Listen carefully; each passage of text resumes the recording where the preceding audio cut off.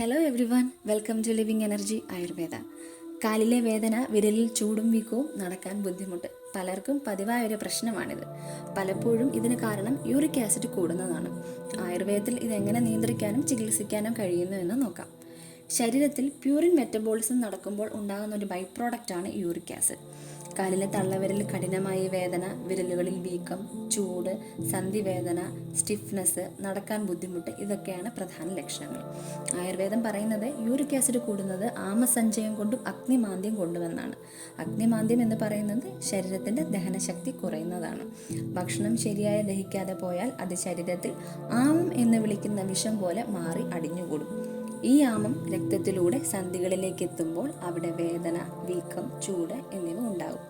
ആയുർവേദത്തിൽ uric acid നിയന്ത്രിക്കാൻ പലവിധ ചികിത്സകളുണ്ട്. വിരേചനം, ബസ്തി, ലേപനം, കഷായങ്ങൾ, ഗുഗുലു പ്രിപ്പറേഷൻസ്, ഗുഡിച്ചി, ഗോക്ഷര പോലുള്ള ഔഷധങ്ങൾ. ഇവയെല്ലാം കൃത്യമായ ഡോക്ടറുടെ നിർദ്ദേശപ്രകാരം നിങ്ങൾ ചികിത്സ സ്വീകരിക്കേണ്ടതാണ്.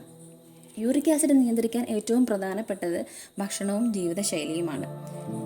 ചൂടുവെള്ളം, ബാർലി വെള്ളം കുടിക്കുക, പടവലങ്ങ, ചീര, ചേമ്പ് തണ്ട് പോലുള്ള ലഘുഭക്ഷണം കഴിക്കുക, മാംസം, മദ്യപാനം, വറുത്ത ഭക്ഷണങ്ങൾ, ബേക്കറി ഭക്ഷണങ്ങളൊക്കെ ഒഴിവാക്കുക.